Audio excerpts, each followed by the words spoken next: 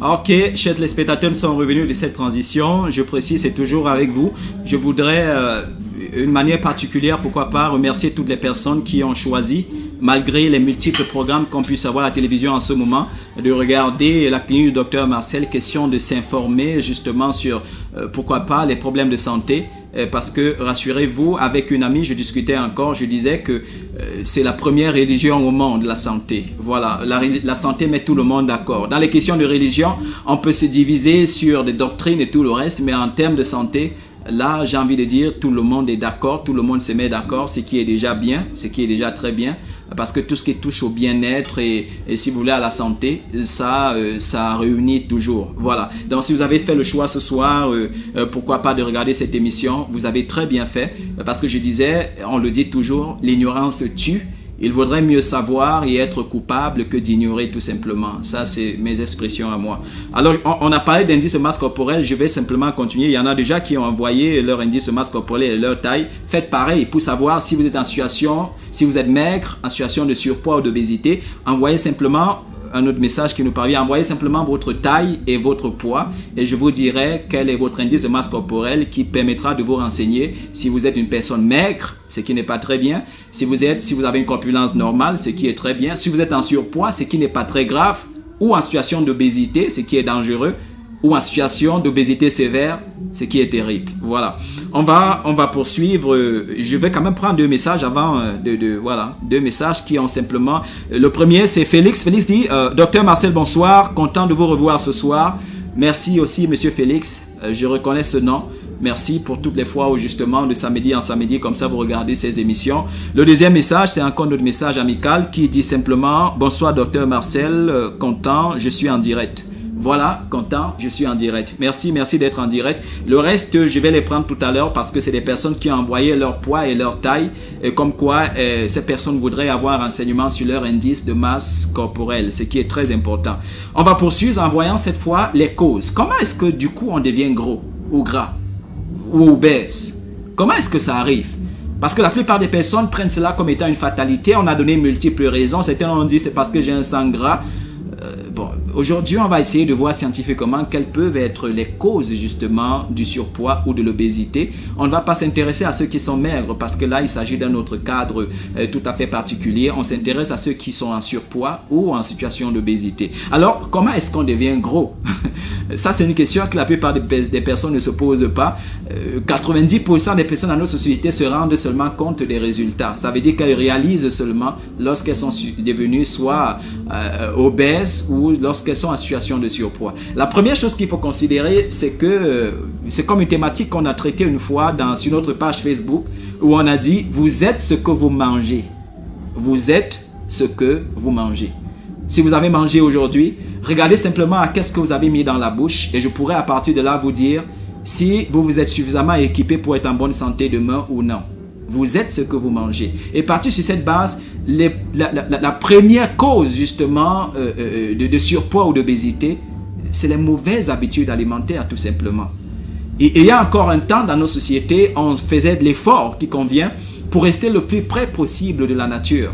Mais aujourd'hui, avec la société qui se sédentarise au fur et à mesure, on a l'impression que les gens ne sont plus suffisamment conscients de qu'est-ce qu'ils mettent dans leur bouche. On est plus guidé par le goût, l'esthétique, qu'on est guidé par l'utile. Alors, beaucoup de personnes mangent simplement pour le goût et l'esthétique et non nécessairement pour l'utile. Et voilà où part le problème. J'ai des images, par exemple, comme envoyé, quelqu'un a essayé d'appeler. S'il vous plaît, ne bipez pas, le numéro passe. Le numéro orange passe. Donc, appelez. Faites l'effort d'appeler. C'est peut-être la chance que vous avez ce soir pour discuter d'un problème de santé particulière qui pourra peut-être débloquer une situation que vous avez en ce moment. Alors, j'étais en train de dire, on m'a envoyé des images sur Facebook. Une amie qui est aux États-Unis qui m'envoie des images sur Facebook de qu'est-ce qu'elle est en train de manger et puis elle s'en vante. Je suis désolé, elle va regarder l'émission sur YouTube, mais je lui ai dit, je vais en parler dans mon émission. Et qu'est-ce que je vois? C'est des spaghettis, c'est des cuisses de poulet, c'est des boulettes, un peu comme on appelle des boulettes de viande, un peu. Et puis, voilà ce qu'on poste comme pour dire, ben, je me nourris bien. Sauf que quand je vois qu'est-ce qui se passe en arrière, je vois une jeune dame qui est en situation peut-être déjà de surpoids. Et si rien n'est fait à l'avenir, elle va peut-être passer de l'autre côté, l'obésité. Alors, les mauvaises habitudes alimentaires sont, si vous voulez, une cause numéro 1, si vous voulez, de tous les problèmes d'obésité et de surpoids. Raison pour laquelle, voilà, vous avez besoin plus que jamais de contrôler qu'est-ce que vous mettez dans votre bouche. Et quelque part, aujourd'hui, j'étais en train de dire, on arrive à un moment de notre vie où, si vous voulez, de cette génération, de cette étape de notre vie, où on devrait manger utile au lieu de manger pour le goût et pour l'esthétique. On devrait manger utile. Ça veut dire qu'on devrait se rassurer à la base que ce qu'on mange est nutritif. Alors, on ne vous a peut-être pas habitué aux questions alimentaires, mais Dieu merci, par la grâce spéciale qu'il y a dans ma vie, je dois vous parler de nutrition. Parce que les docteurs, mes collègues, pourquoi pas, je devrais les appeler ainsi, il faudrait être suffisamment franc, on va se rendre compte que plus de la moitié, 90%, l'OMS nous dit même, mis à part les cas d'accident, 90% des maladies que nous avons sont la plupart du temps des maladies liées à ce que nous mangeons. Vous voyez, si on met aussi à part les infections, ça veut dire les maladies, par exemple, sexuellement transmissibles ou qui se transmettent par le sang et tout le reste, toutes les maladies dont certaines personnes décèdent sont des maladies qu'on peut prévenir. Prévenir, pourquoi? Parce que la plupart du temps, ça passe par votre alimentation. Alors, première cause, je viens de le dire, des problèmes de surpoids et d'obésité, c'est la mauvaise hygiène alimentaire. On mange, la nourriture est ce qu'on les nutritionnistes aujourd'hui appellent hypercalorique. Ça veut dire qu'elle est suffisamment pleine d'énergie, une énergie qu'on ne dépense souvent pas. Vous mangez une nourriture qui est pleine d'énergie, par exemple les viandes, les huiles, elles sont pleines d'énergie. Elles sont même, si vous voulez, si on devait par exemple faire une pyramide, elles sont au sommet justement des aliments qui donnent de l'énergie.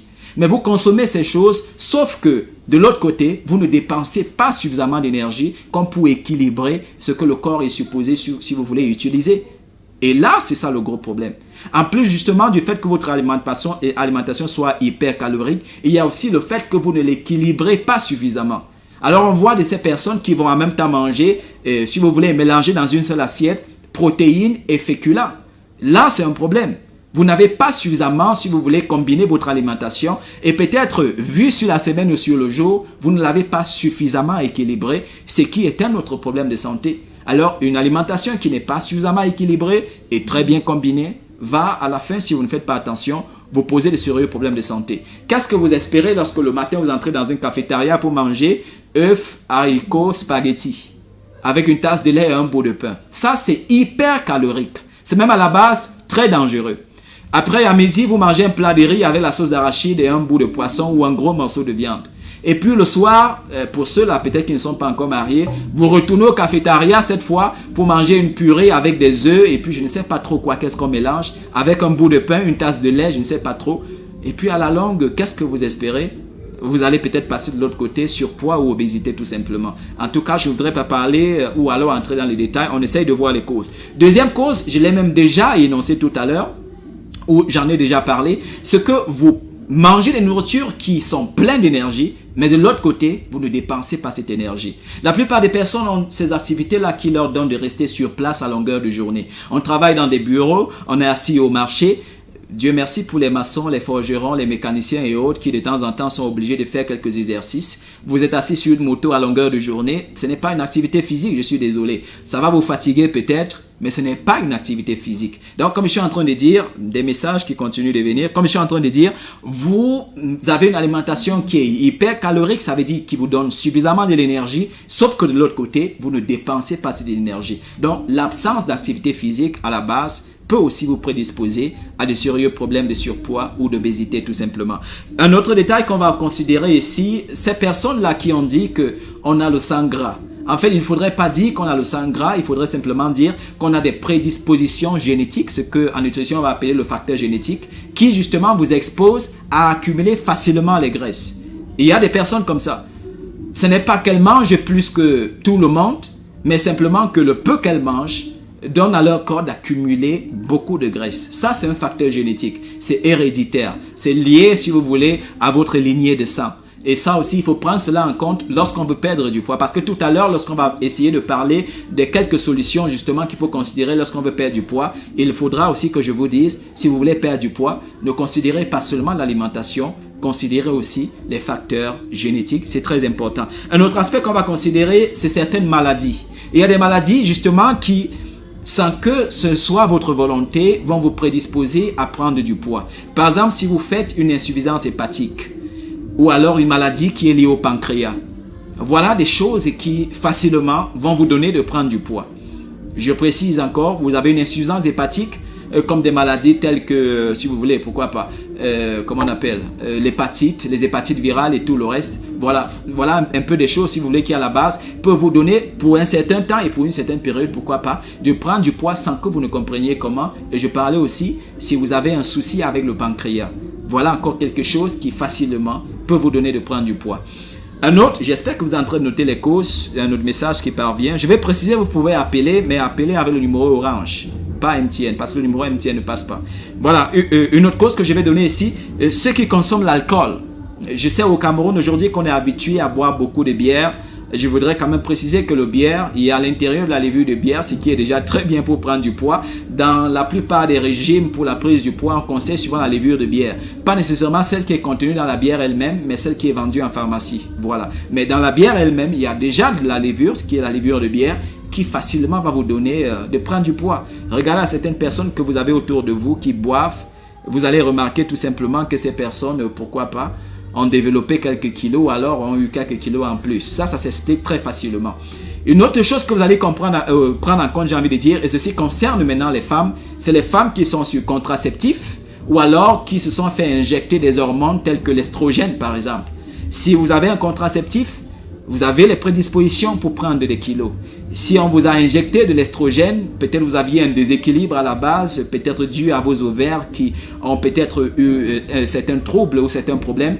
On peut vous injecter de l'estrogène. Je veux préciser que cet estrogène, c'est de l'hormone qu'à la base, le corps est supposé produire. Si le corps n'en produit pas, il faudra qu'on vous le donne. Et justement, lorsqu'on injecte de l'estrogène, à la base, si vous ne faites pas attention, cela peut justement provoquer des problèmes soit de surpoids ou d'obésité. Certaines personnes, je suis sûr, se retrouvent dans ces clichés-là.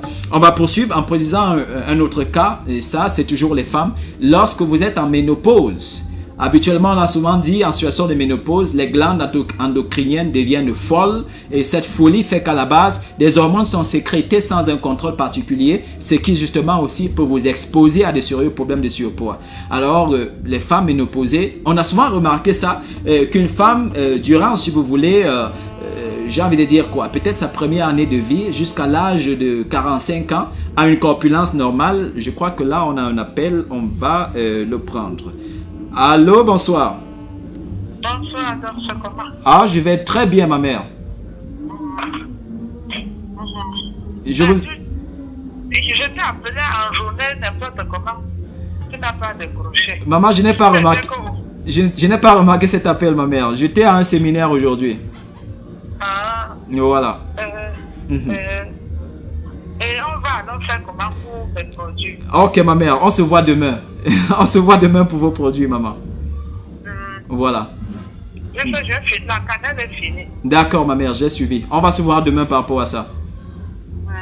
Ok. Pardon, ne fais pas, je rate mon traitement. Vous n'allez pas rater votre traitement, ma mère. Merci beaucoup. Ok. D'accord.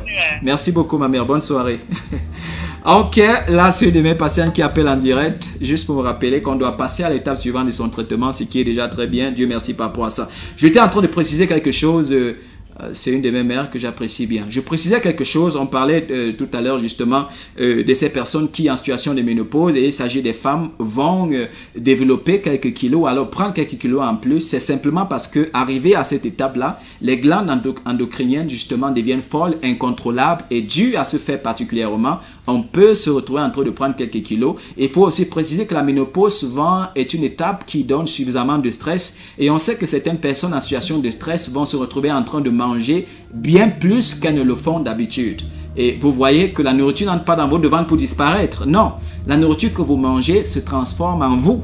Peut-être vous ne saviez pas ça. Peut-être vous avez cru que lorsque vous mangez, ça ressort. Non, ce que vous mangez devient ce que vous êtes. Voilà. Quelqu'un d'autre qui a essayé d'appeler. S'il vous plaît, ne bipez pas, pardon, appelez. L'émission est en direct. Voilà, je vais juste préciser que l'émission est en direct. Continuez d'envoyer les messages. J'étais encore en train de dire, vous voulez savoir quel est votre indice de masse corporelle. Si cela vous prédispose à certaines maladies ou non, envoyez simplement par message votre taille et votre poids et un message qui nous parvient en direct. Ça, c'est très bien. Je vais juste conclure avec ce dernier élément en parlant des causes justement du surpoids, d'obésité, pour parler du stress. Le stress. Voilà quelque chose qu'il ne faut pas négliger. J'étais encore en train de dire qu'en situation de stress, certaines personnes vont se retrouver en train de manger bien plus qu'elles ne le font d'habitude. Et comme je disais encore tout à l'heure, la nourriture que vous mangez ne disparaît pas dans votre ventre. Elle devient ce que vous êtes. Vous êtes gros, vous êtes mince, je suis désolé. À moins que ce soit dû à une maladie particulière, c'est votre alimentation. Ça, il faut prendre cela en compte. Pour toutes les personnes qui envoient des messages qui sont relatifs justement, ou alors relatifs aux questions, ou alors à la question d'indice de masse corporelle, on va les lire tout à l'heure et vous dire exactement quel est votre indice de masse corporelle. Est-ce qu'il est bon? Est-ce qu'il est mauvais? Vous le saurez tout à l'heure. On a terminé avec les causes de l'obésité. Vous avez des questions à poser, vous voulez appeler, vous voulez envoyer un message, n'hésitez pas à le faire. On va prendre une transition et c'est toujours avec vous. On va revenir juste après pour poursuivre. Merci.